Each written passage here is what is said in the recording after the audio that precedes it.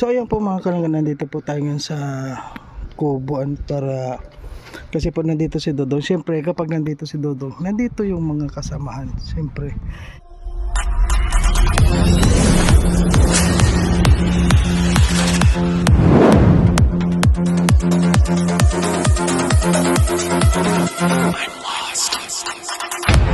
Hindi po pwedeng mawala dito. Kaya sa ngayon po habang naghihintay tayo kay Dodong, nandito si Alpi mga kalangga.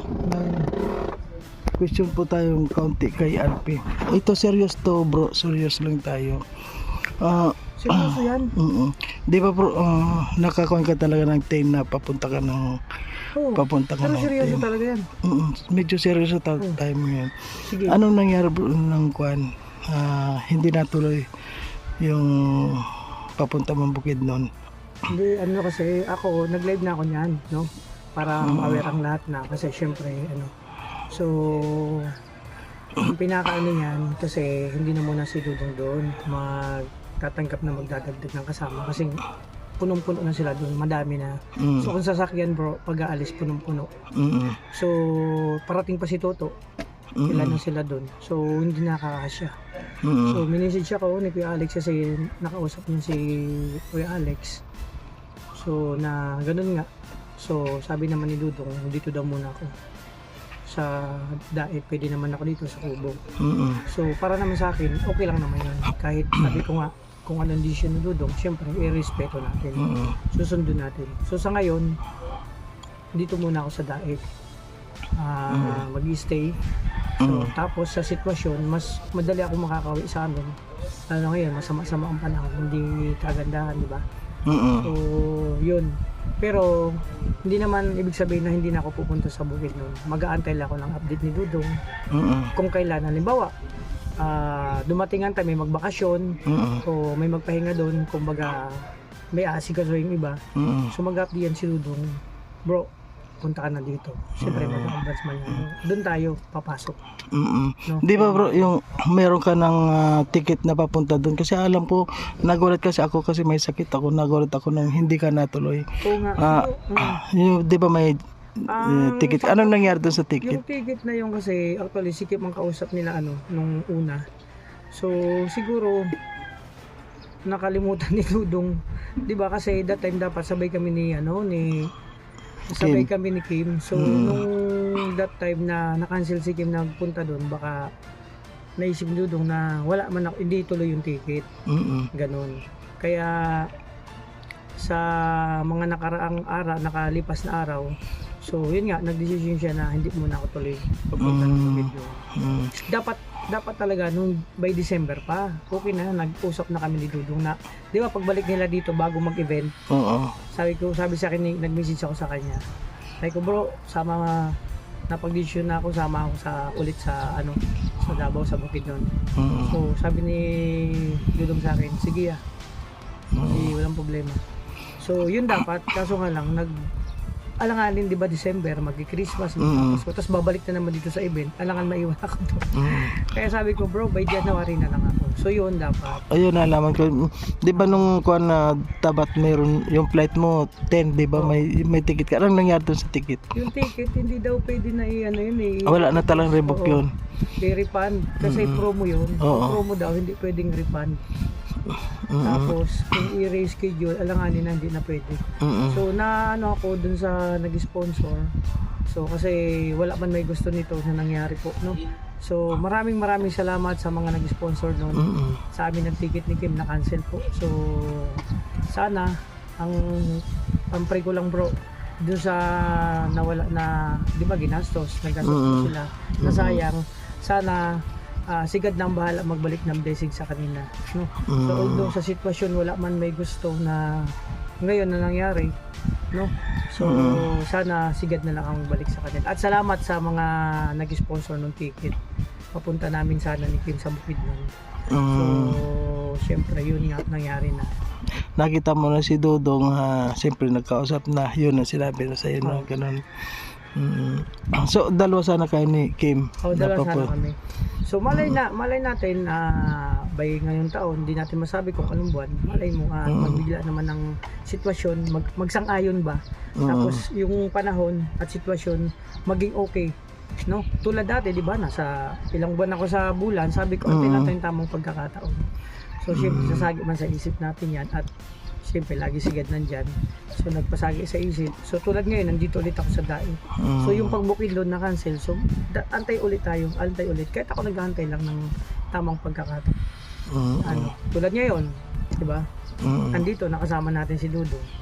So tayong Roboys naman dito sa daig, kasama siya. So napakaganda kasi nagbibigay mo ng oras si Ruel sa bawat sitwasyon na nandito na ganito, di ba? So andito siya, kasama natin.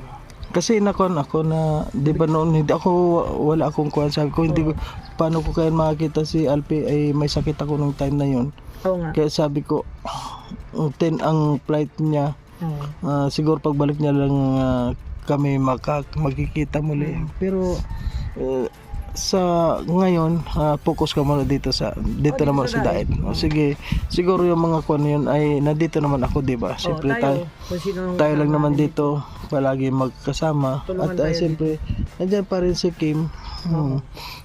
Ano naman ang pagkakaalam mo kay Kim?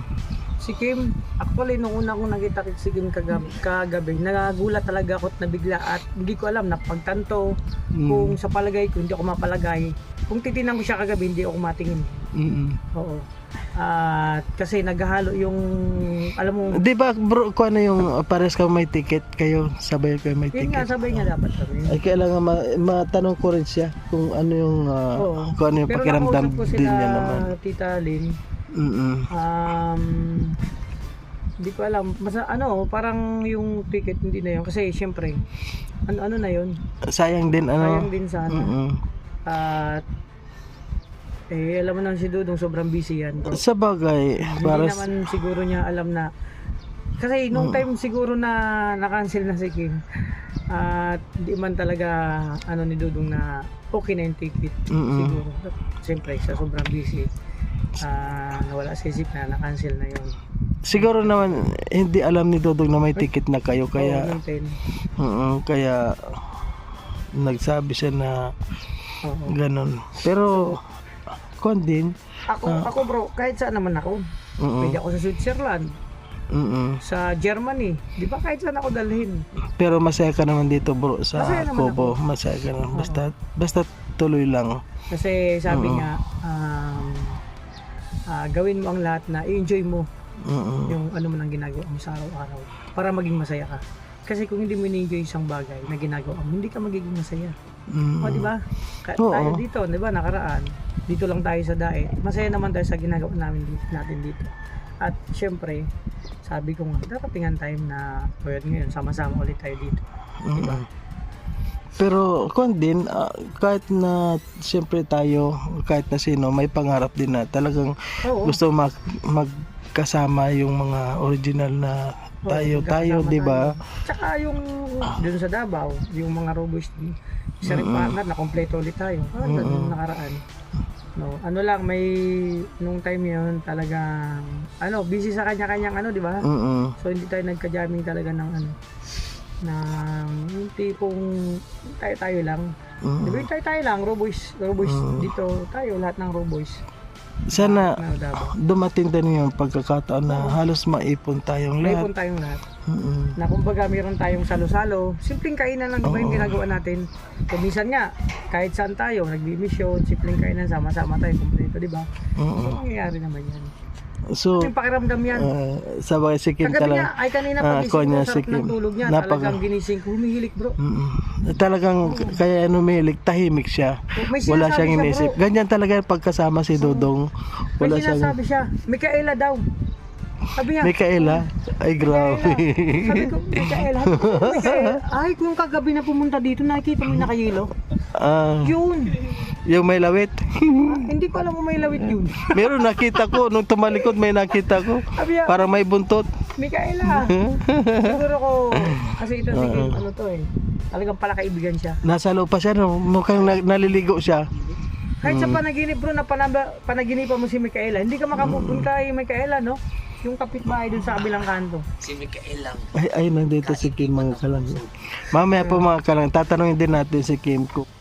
So ngayon po mga kalangga, ayan na alis po tayo ngayon at pupunta po tayo sa ating mission. Siyempre kasama po natin ngayon si Dodong at ang tropa po, at ang robos. Ayan ngayon po si Dodong ay naka-ready na siya.